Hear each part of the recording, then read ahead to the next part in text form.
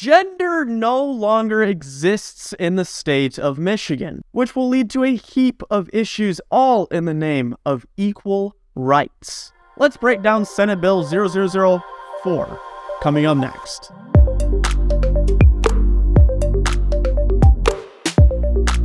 Now, Democrats hold all three positions of power in the state of Michigan for the first time in 40 years. They have the House, the state Senate, and they have the governorship with Governor Gresham, and they have used this power to push through a lot of bills, a lot of crazy bills, all the way from gender expression and identity stuff to radical, crazy gun control bills, and including forcing people inside of companies to join unions or else they don't get to work there anymore. So pretty crazy stuff, pretty radical stuff. The state of Michigan has never seen a wave of radicalism such as this, but Senate Bill 0004 is by far one of the most radical bills in the United States. And we're going to get into that in just a second, but first, we need to talk about why.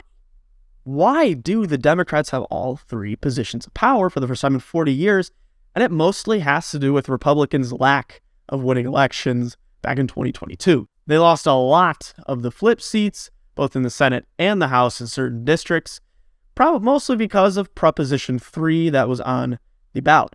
Now, Proposition 3 was the abortion bill that they deceived a lot of Michiganders into voting for. And in doing so, they brought a lot of people out to not only vote yes on Prop 3, but to vote for the Democratic politician in their area that was in support of Prop 3. Now, you saw with a lot of redistricting in the state that this flipped a lot of districts over to Democrat, which gave them the first real power they've ever had in 40 years. Now, we can get into the deception games that were played in terms of Proposition 3, which, remember, not a lot of people support the actual things that were included inside of the bill. They really worded that weird, deceived the people, got them to get out and vote for their Democratic state House and state Senate representatives, which led to the overturning of the House and the Senate. We can argue that all day long. There's nothing really important there because the damage is currently being done, and we can bitch about that all day long, but it's not going to actually get into the nitty-gritty of what we're talking about here. So today, we're going to be talking about Senate Bill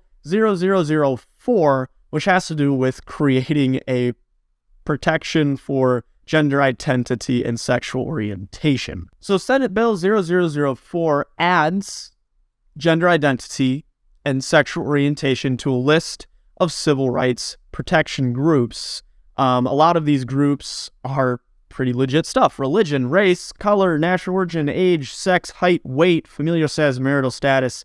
Like, stuff that you're born with, essentially. Like, you shouldn't discriminate based on the color of one's skin. You shouldn't discriminate based on the age or the weight of somebody, whatever it may be, which, for the most part, a lot of people are on board with, even including the gender identity and the sexual orientation. Now, it talks about sexual orientation inside of this bill, and it defines it as having an orientation for heterosexuality, homosexuality, or bisexuality. Now, those are the three sexual orientations that are covered. None of the rest. They looked at the LGBTQI plus whatever it is, $ divided by sign, question mark, whatever it is.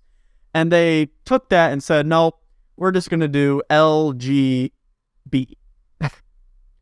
The A's, the demisexuals, the asexuals, the two spirits, the whatever else is in it. Screw all them. They're not included in this. We're only going to do heterosexuals and homosexuals, which is fine. That's completely fine. I don't think that one should discriminate because of the love that somebody else has. I think religious institutions should have that allowance, and they do. Nowhere in this bill does it talk about religious institutions being forced to provide services for something they don't agree with. So that's off the table. I know that was a big misconception. That's off the table. Religious institutions are fine. My biggest issue, in fact, before we even get into my biggest issue, we'll go over what they define as gender identity or expression, because this is kind of the basis of this entire bill. Nobody has a problem with the sexual orientation. Very few people have a problem with that. I would even argue that very few amount of people have a problem with protections for transgender people. And what it does is it identifies gender identity as the means of having or being perceived as having a gender-related self-identity or expression, whether or not associated with an individual's assigned sex at birth. So you can just wake up one day, think you're something else, and now you are protected in all sorts of these different categories we're going to go through just because you woke up and you felt different the next day. You felt like you were a different human being. You were a different sex. And I don't have an issue with that. I don't have an issue with protecting people like this. I have a job as a Christian to love all and accept all. That's fine. I will gladly accept transgender people and love them. If you want to identify as something, that's fine. I have no problem with that. The part that strikes me is when we discuss things that must have barriers between biological males and females. When you do not draw that line, that is where things get debatable. Things that most people agree with, you have thrown out the window with this specific section of this bill. So we scroll down a little bit in this bill. It talks about educational institutions. I'm going to read this part I'm going to read it twice. An educational institution shall not do any of the following: discriminate against an individual in the full utilization of or benefit from the institution or the services, activities, or programs provided by the institution because of religion, race, color, national origin, sex, sexual orientation, or gender identity or expression. An educational institution shall not do any of the following: discriminate against an individual in the full utilization of or benefit from the institution or the services, activities, or programs provided by the institution because of religion, race, color, national origin, sex, sexual orientation, or gender identity or expression. That's talking about sports. Sports. It's very clear. Activities, programs, whatever you want, sports. They do not anywhere in this bill say that a public school can tell a person who is a biological male that they have to play male sports, and that if they are a biological female, they have to play female sports. Nowhere in this bill does it say that. In fact, it says the opposite. It says if you wake up one day and you throw a wig on and you call yourself a different name, you can join the team of the opposite sex and there is nothing they can do about it. In fact, the school has to do it. Because if they don't, then they are discriminating against a protected group of people. I mean, it's just insane. Now, the president came out. Now, this doesn't have anything to do with Michigan, but he came out and he told a joke. And we're going to play that joke real quick. And I'll tell you what, if I were ever, I'd be the greatest women's basketball coach in history. Because I don't like LeBron James. I like Michael Jordan much better. But I'd go up to LeBron James. It doesn't matter. I'd say, LeBron, did you ever have any desire to be a woman? Because what I'd love you to do is star on my team that I'm building up. I will have the greatest team in history. They'll never lose. Nobody will come within 70 points of this team. So, the former president of the United States says, LeBron, become a woman, you will be on my team, and we will dominate. And, jokes are rooted in some sort of truth, and the truth is in the pudding right here. The truth is in the pudding right here.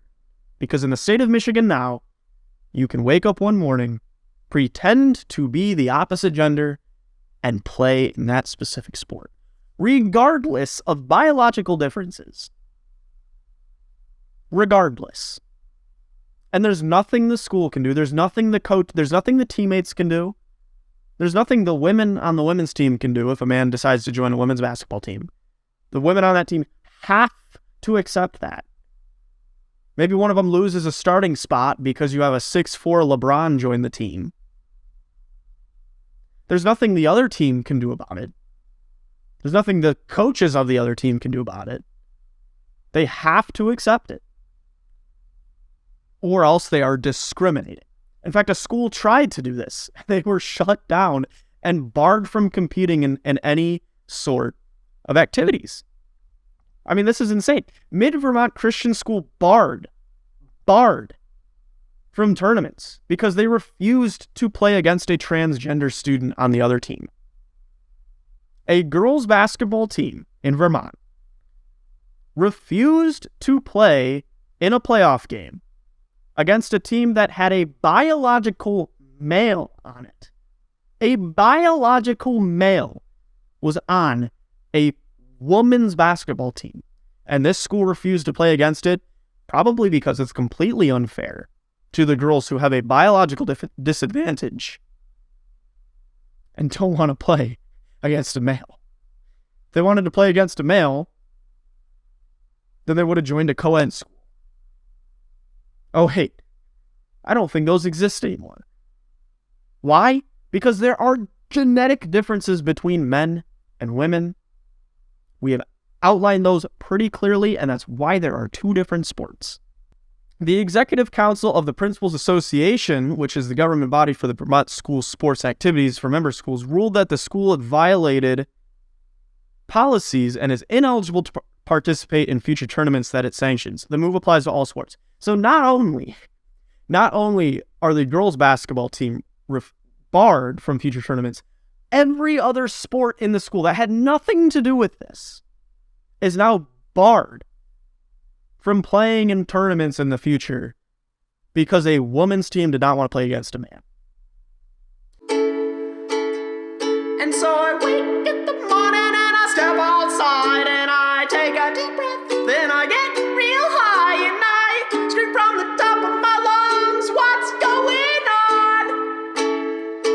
And I said, hey, yeah, yeah, yeah, yeah, hey, yeah, yeah. I said, hey, what's going on? But it's okay. You and me who disagree with this, and the 99% of people who disagree with this are the bigots, are the non-inclusive, the ones that are discriminatory against transgender people who make up less than 1% of the population, less than 0.1% of the population, if I do must say. We're the bigots.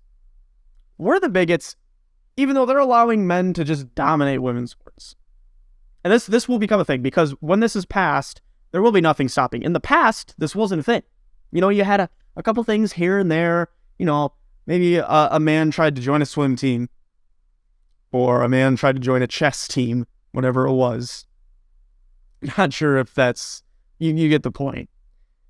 But it was barred. Most schools are like, no, it's not going to happen.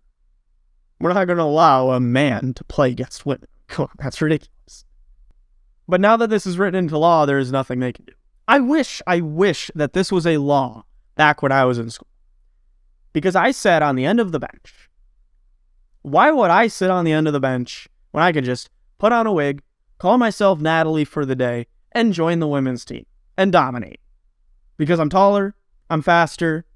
You could argue that they're probably stronger than me. I'm not a very strong guy, but I'm taller and I'm faster, which in basketball, that's all you need. And I'm a much better shooter than a lot of them were. No harp to the women's team when I was playing. But that's just the truth. I would start and play every single minute of every single game. Why would I not do that? We might as well just get rid of women's sports at this point. We should get rid of men's sports too. Get rid of the men's sports, get rid of the women's sports.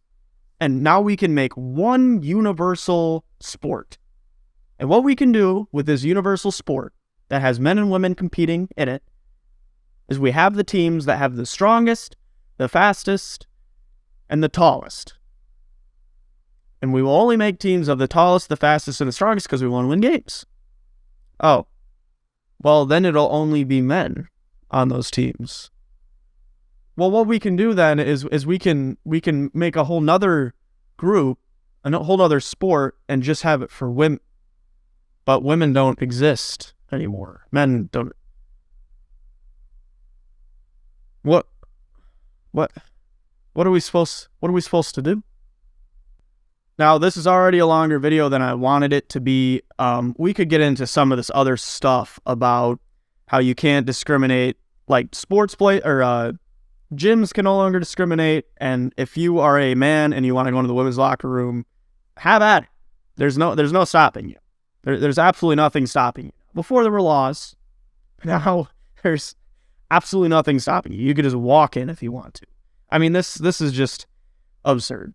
The best part of this bill is it does not require religious institutions to fall into this nonsense, which is shocking. The fact that they didn't include religious institutions in this is shocking. But I'm sure as the state gets more radical, if something doesn't change in 2 years, and maybe this will be passed in 2 years, I don't know. But we could very well see in the future that religious institutions have to start promoting and or accepting this type of stuff, even though they do not agree with the promotion of sin. This is straight sin. But just keep in mind, you are a bigot, you are sexist, you are afraid of transgender, you're transphobic if you don't accept this. And it only takes one, and it has already taken one. It took one person to change the law for millions of innocent young kids, mostly women, because why would a woman transfer over to a male sport? Millions of young women who just want to compete against other women who have the same biological advantages and disadvantages that they do. Screw all that. We're throwing it out the window, all in the name of inclusive behaviors. Because we don't want to be not inclusive. I mean, just boom. So keep that in mind in 2024, Michigan, when you start to vote for your state reps again. Because they deceived you once. They got you to vote them in once. And they're going to try to deceive you and get you voted in again. Notice how they're not talking about this. They're not bringing up any of this. You don't see this in the news anywhere. Because this is not a popular thing. This is just a progressive, liberal nonsense that's being spread. And I'm not one to pick sides and pick one side and attack the other and pick the... But this is just outrageous. Absolutely outrageous. So keep that in mind when you go to vote in the future. And if you plan on having kids like I do, or you do have kids that are going to go through the school system, especially young girls, if you have a girl, and you want them to have the ability to compete, vote for somebody that's going to at least add some sort of part to this bill that allows schools to discriminate based on biological sex.